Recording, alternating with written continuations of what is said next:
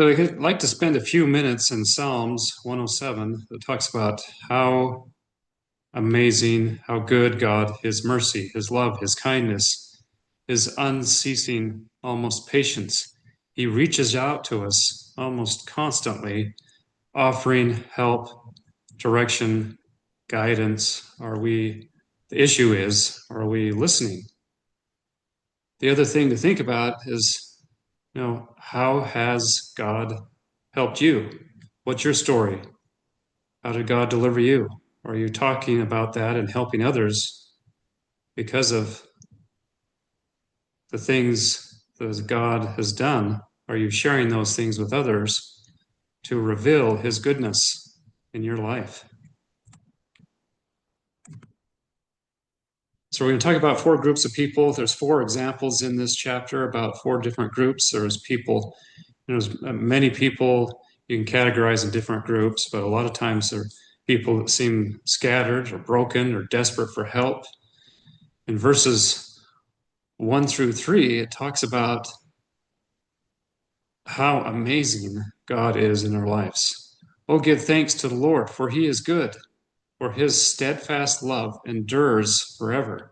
Let the redeemed of the Lord say so.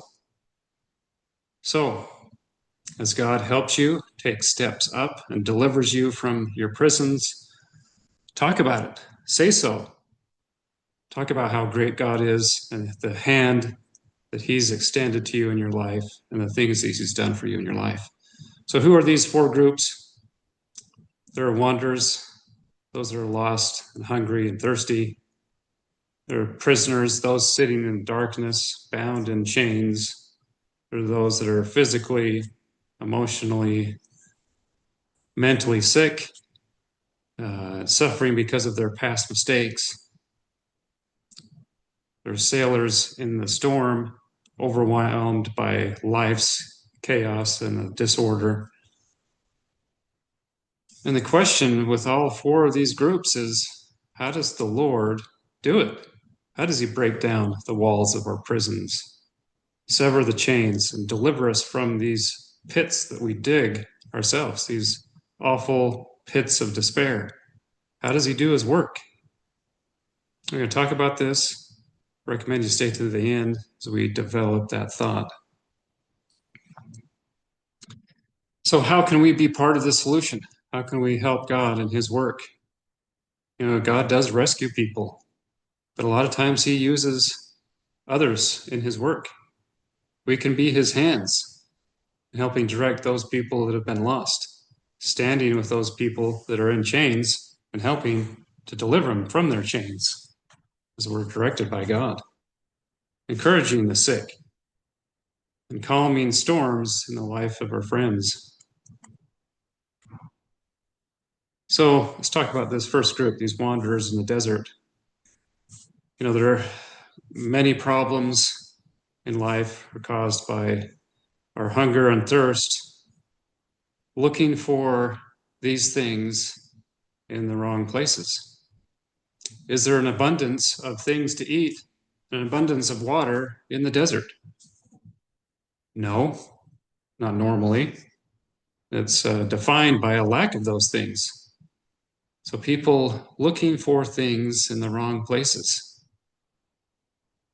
So the scripture says, and they cried out to the Lord, and He led them by a straight way to an oasis, to a place where they could be fed and their thirst could be quenched.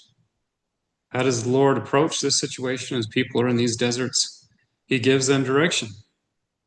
Two places, a heavenly city that will satisfy their longings, their hunger and thirst for things above our physical body's wants for food and water. This constant hunger for greater things. He'll give direction. We can be part of that solution, by inviting possibly people that are lonely into your group, sharing your resources, even your time, mentoring someone who feels directionless. And if you could ask a simple question as you get to know these people, are you finding what you're looking for in the places you're currently at. Take the time to look around. Are there people in social situations that are so isolated? You go to a work function, uh, you go to a family reunion, are there people kind of sitting off by themselves? Can you go out of your way to try to make them feel more a part of things? Very basic. Are there people that are prisoners sitting in darkness? How could someone be in darkness and chained up? Does this happen? A lot of times we do it to ourselves. We chain ourselves and we don't have any light because of the decisions, the destructive choices, the mistakes we've made. And we get to a terrible place, great darkness. And a lot of times they cry out to the Lord. And He brought them out of darkness and burst their bonds apart. I felt that. I've been in a dark place many times, a dark, dark place. Sometimes not because of the choices I've made, but the choices of others. So how does He fix it? Well, He sends light. He broke their chains. He gave them freedom. How does He do that? Sometimes the solution is not surface level. If you go to the dermatologist, he says, "Oh, I'm sorry to tell you, but you've got some melanoma here. We got to fix this. You've got some skin cancer. It's on your left cheek." What are they going to do?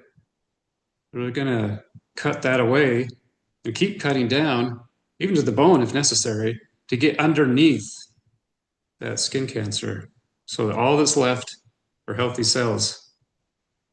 Sometimes, well, all of the time, the Lord knows how to go. He's surgical. He can give you the exact thing that you need to resolve the problem. How could we be part of that solution? You could shine your light to others that are trapped in addictions or bad habits. Hey, I understand. I've been there, been through it. This is what I did. Try this. You could volunteer, prisons or other ministries.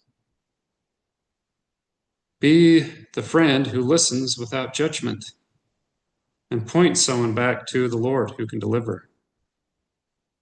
Think about the words before your visit. Spend time thinking, pondering, praying, asking the Lord for guidance.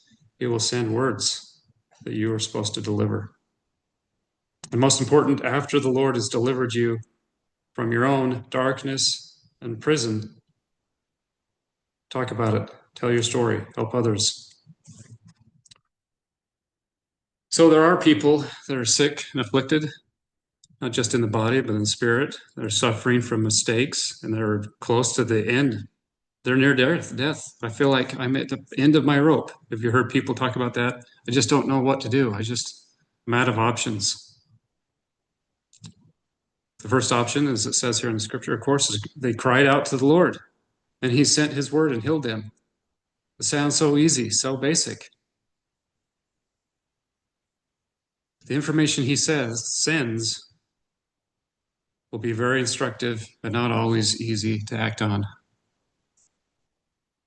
The Lord can fix it. He heals, He delivers through His word. How powerful can just a basic thought or ideas or words be? There are extreme power in these things. How can you be part of that solution? You can visit the sick. You can pray with them. You can speak encouragement. You can help break down the problem. Years ago, I was talking to a friend that's a very successful CPA, and he has lots of clients, and he deals with IRS issues and problems all the time. One of his clients, I guess, had just been served a letter from the IRS, and he was in a very bad place. Supposedly, he had found, he had not done his taxes correctly for years and years or whatever, and owed a bunch of money, and it was threatening his business, and they're going to garnish or take away assets, and he was at the end of his rope. My friend said he was borderline suicidal when he came into the office.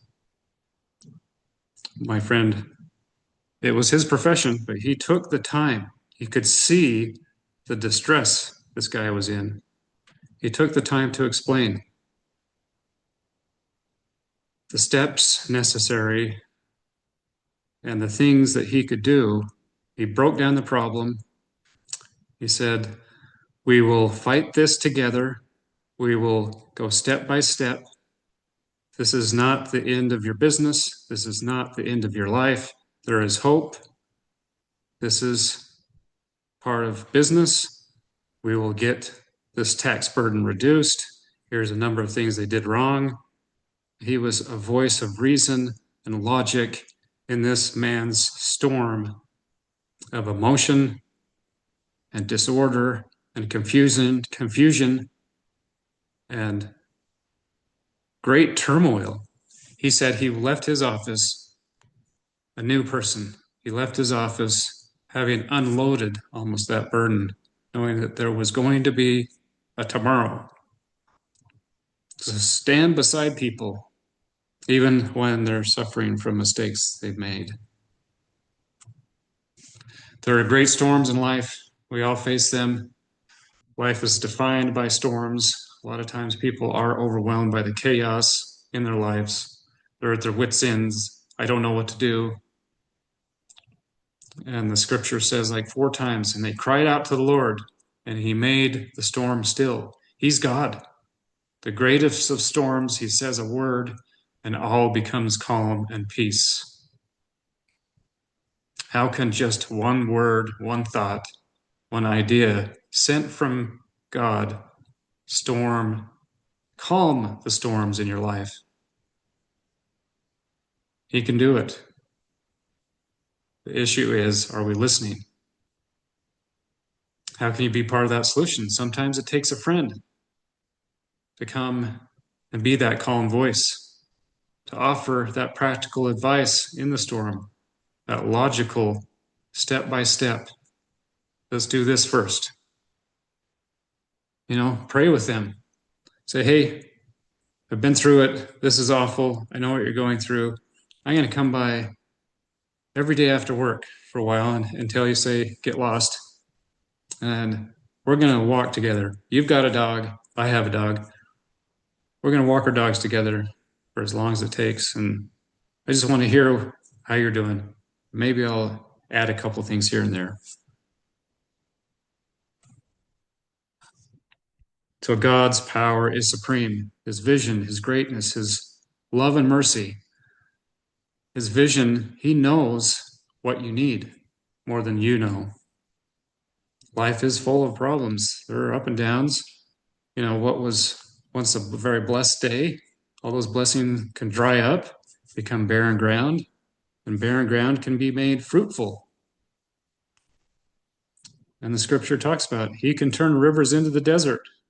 He can make an oasis of dead ground. And he raises up the needy out of affliction. How does the Lord do it? He can humble the proud, and he will lift the humble. So advice to you, try to be the humble type. How can you be part of the solution? What's your responsibility and opportunity? Are you still asking yourself, I'm still confused, how he can do it, how he does it, how the Lord breaks chains, how he tears down the prison walls, how he delivers us from life's storms? Most of the time, it's just by very simple, direct words, ideas, thoughts from him that sometimes come through other people. And they're not, I shouldn't say simple, they're very profound.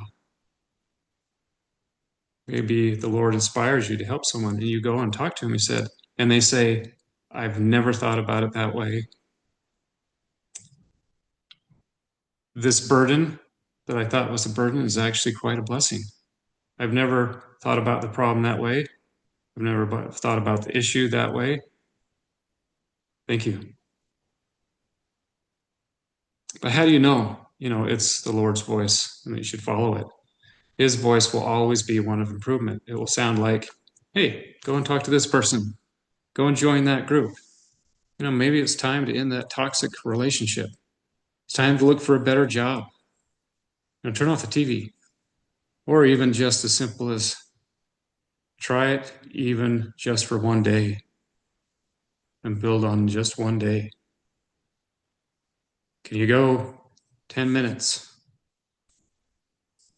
Then one day. His voice always leads to greater growth, towards growth and a better life. But here is the key. He gives you the freedom, but it's your job to act on it. He gives you the key and sets you free, but it's your job to walk out the open prison doors. He hands you the map to the oasis in the desert, but it's your job to take the next steps and to walk there. He will give you the idea, the information, but you have a responsibility to take that information and take the steps necessary. And here's the great opportunity. Once the Lord has set you free, it is your great opportunity to share your story with others so they can avoid that trap. Talk about how the Lord has set you free. Talk about that mistake that you made. Here's a mistake I made. If I could go back and do it again, I would do it differently. And this is what I would do. You can be his hands, helping others to guide them to their freedom.